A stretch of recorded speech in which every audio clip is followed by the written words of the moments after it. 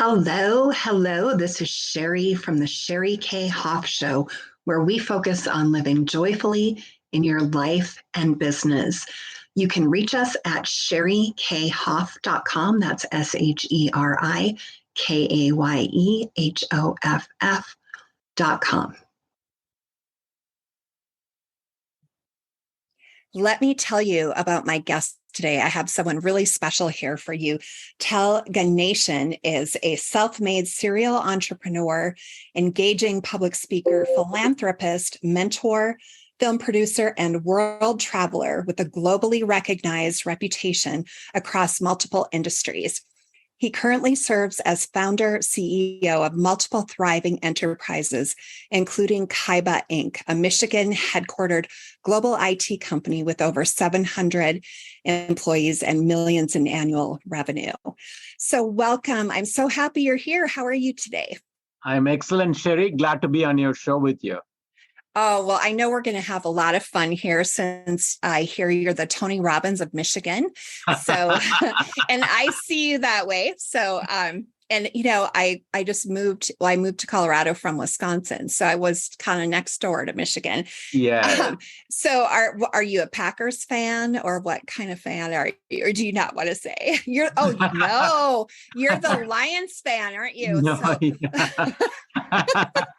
Uh-oh. You better stop talking about football here. Yeah, there you go. Peace, everyone. Peace. I know. We don't want to turn into something else. We attend you for the podcast. Yeah. Right. This is not a sports show. We won't have a debate. So you have an incredible journey. Why don't you walk us through your current company, how you developed it, how you got there, and how you've had all this incredible success? So passion for cars brought me to Detroit, Sheri, and then I, finished my master's degree, and then I got into Chrysler. That was my first job, and I was worked in a major corporation, let's say, for 13 years or so. And then I wanted to pursue entrepreneurship, so I started this company in 2005. And I was there full time. I am, but I stepped down from the day-to-day operations. And then 2017, I started diversifying and then moving into different industries that I've never done before.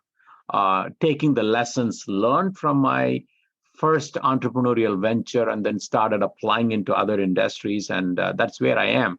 And that's how I got into film industry, wellness, innovations, et cetera, et cetera. So that's really where I am at in terms of my journey. So it seems like you're multi-passionate. I mean, you have a lot of interests. Yes. And I can relate to that. I'm a multi-passionate person and, just love a lot of different things. So when you're an entrepreneur, how do you know when it's that moment to add something new to your plate, so that you don't end up feeling like you are, spread too thin, or your resources are spread too thin? When do you know personally is the right time for you to add a new company, a new line? Yeah, I think your heart, more than your mind, your heart will tell you when is that right moment. For example, I was in my first venture. I was at it for, let's say, 12 years. Then I felt like I was doing the same thing over and over. Yeah, I'm an entrepreneur. Yeah, I have so many people working with me, working for me, however you wanted to say it. But then I was not feeling the same mojo that I had when I started. So to answer your question, Sheri, when your mojo goes down, that is the time to start a new company or venture into something different, because ultimately it's about our journey. And in order for the journey to go the way you want, not only you have to listen to your mind, you also have to listen to the heart. So that's what I do.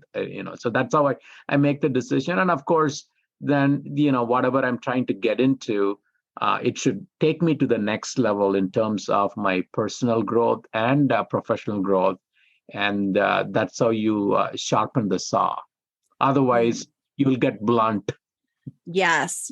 And so I know I've heard different people talk about how, they recognize when the mojo is going down. And, like for me, it's almost like I start to feel kind of bummed out, kind of low energy.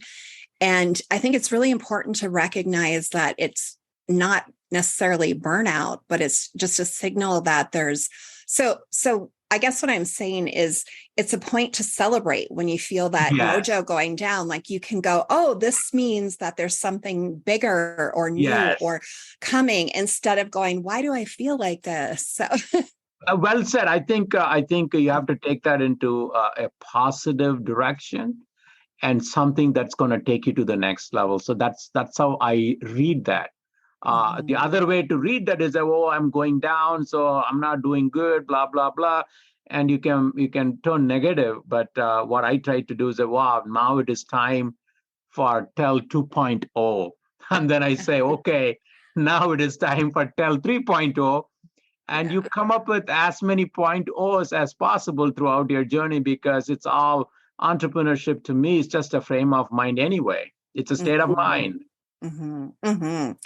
Ooh, that is so great. Entrepreneurship is a state of mind, because I think a lot of people have this sense that, especially people who aren't entrepreneurs right now, that entrepreneurs are born. And it's a chosen state of mind. I mean, there might be characteristics that, maybe push someone in that direction, but, there's so many different Yes. evolutions of entrepreneurship. So I think people don't need to go, oh, well, I wasn't born that way, I don't have that kind of drive. It's really excitement. You start getting excited about something and you want to see it through. So yes, absolutely, Sheri. You hit the nail on the head. Absolutely.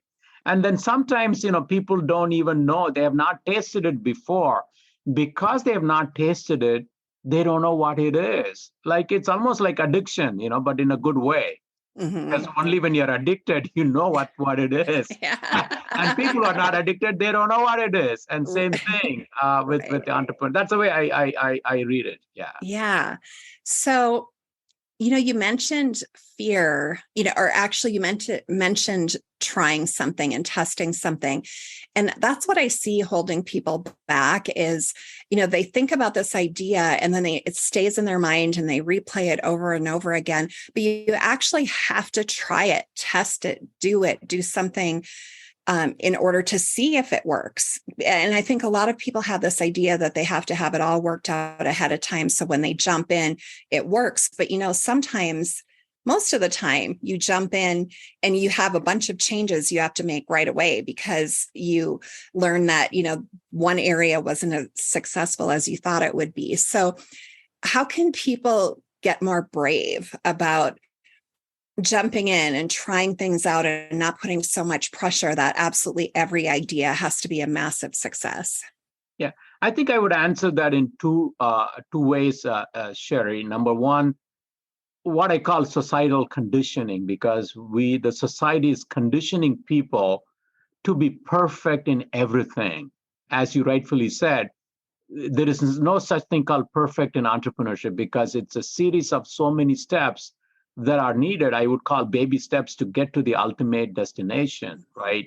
And just because you don't have everything figured out doesn't mean that you shouldn't start. So the society keeps telling them, oh, who do you think you are? You're not going to make it.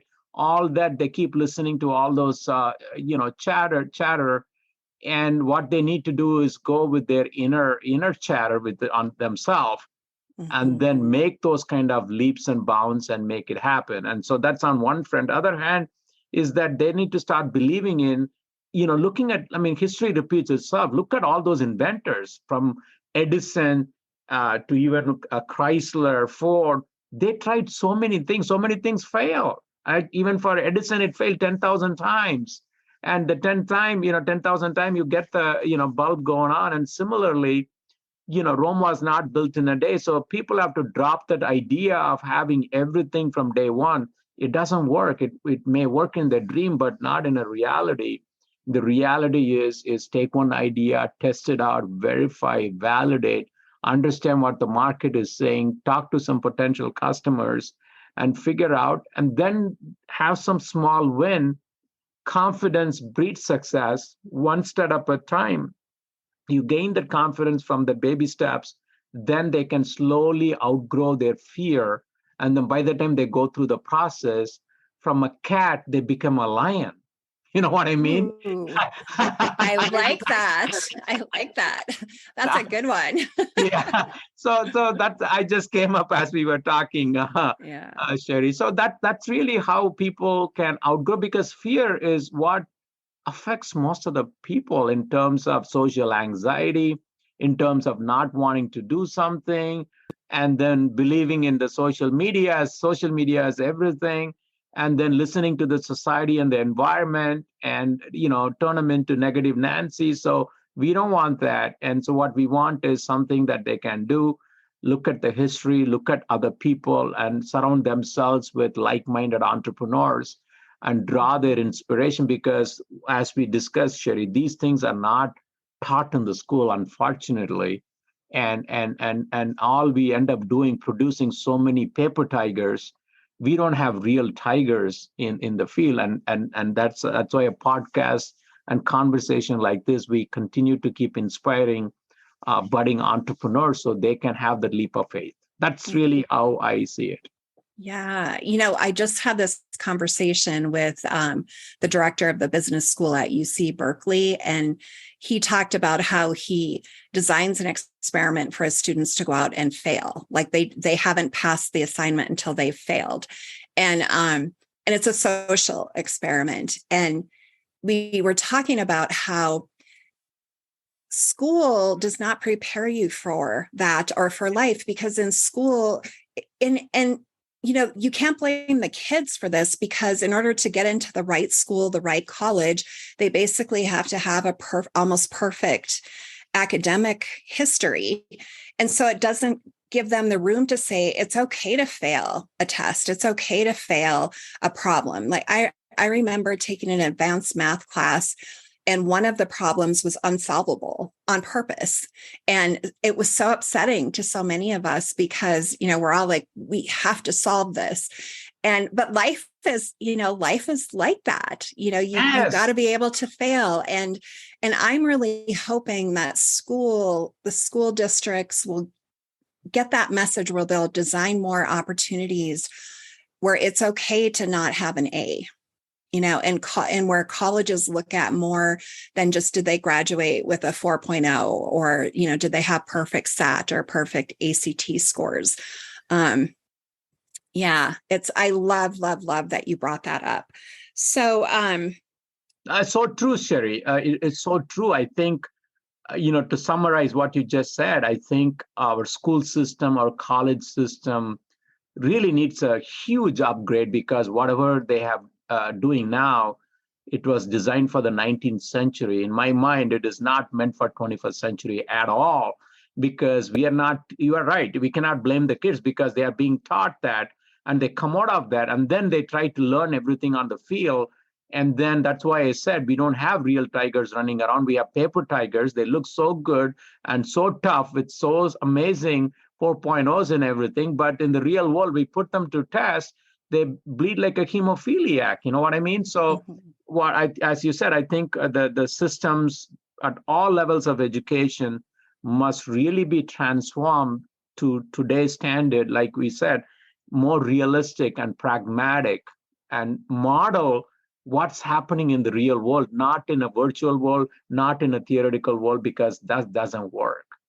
Right, that's my 2 cents. I'm just re-summarizing. I love it. And I think the more conversations that we have like this, the more it will affect changes. And there are pockets of, like little incubators, think tanks, where people are encouraging this, and camps where kids get to go and explore without the pressure that, they have to get a grade at the end of it. So, and I'm not anti-grades, but I just think I'm anti everyone has to be perfect all the time, because it's not possible. Yeah.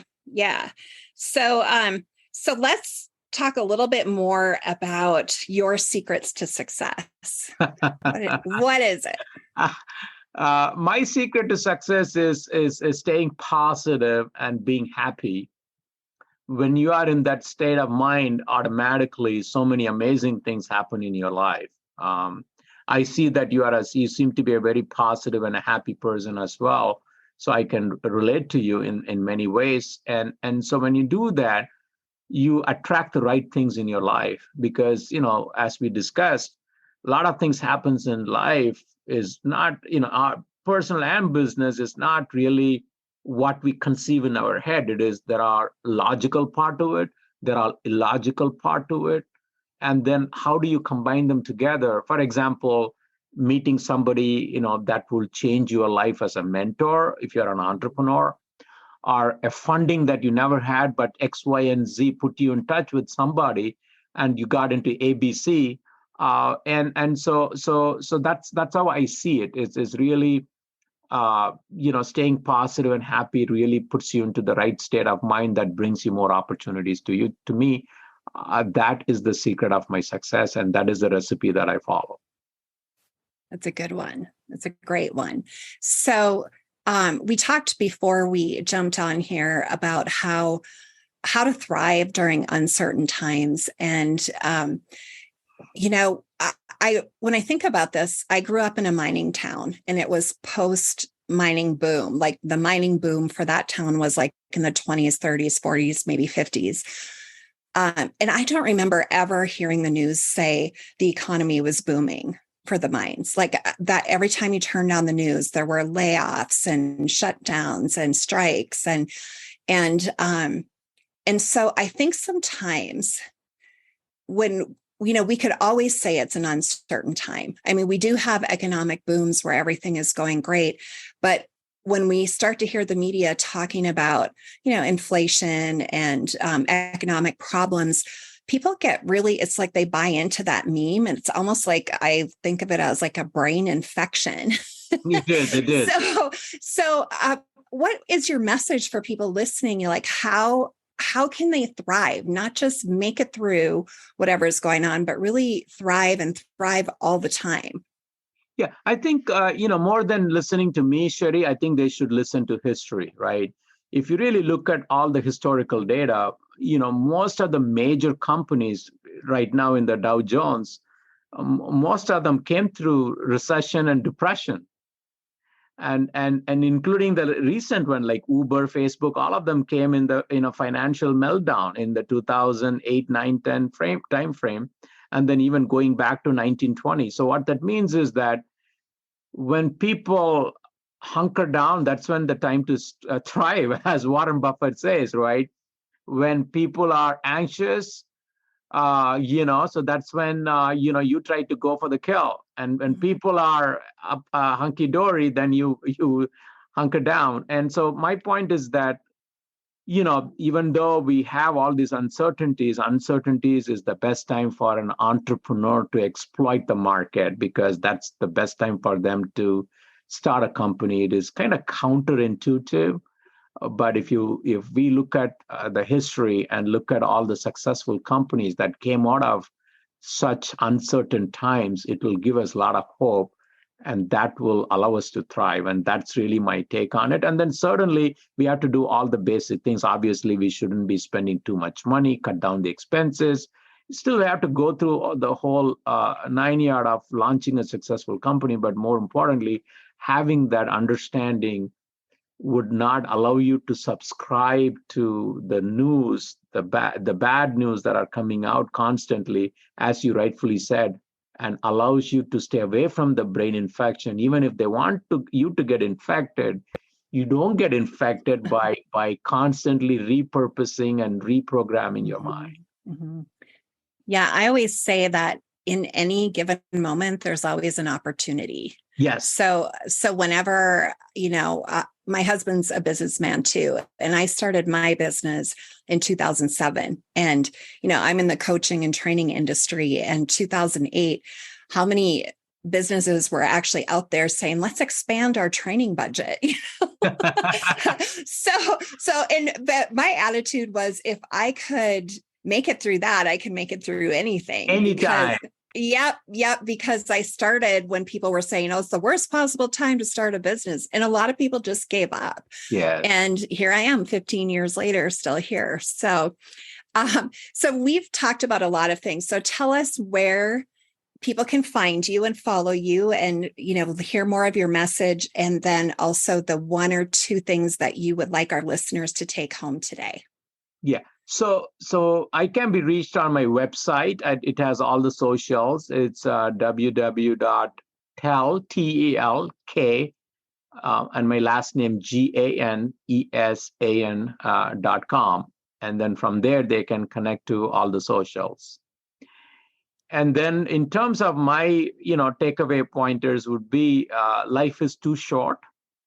And I don't want it to sound cliche like follow your passion, but whatever your heart tells, you got to follow that, because sometimes, entrepreneurial journey is not just logical. To a certain extent it is, but to a certain extent it is not. Understanding that and then try to answer to that would allow you to have a lasting legacy, because our time on this planet Earth, in a biological sense, may be limited, but what we leave behind will outlast our time on this planet Earth. And so therefore, we have to give everything we got to make that happen. So wise. And thank you so much for being here with me today. You are just on fire with great ideas and inspiration. Thank you so much, Tel. Thank you so much, Sheri. Glad to be on your show.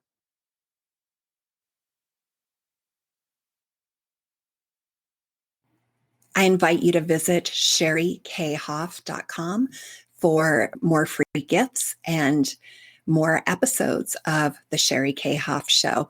And I want to wish you a good morning, good evening, good afternoon, no matter where you're listening in the world today. I love you, and I'll talk to you soon. This episode is sponsored by the Inspire Group for business owners. You can visit SheriKHoff.com to learn more about this innovative and inspiring coaching group so that you can grow your business.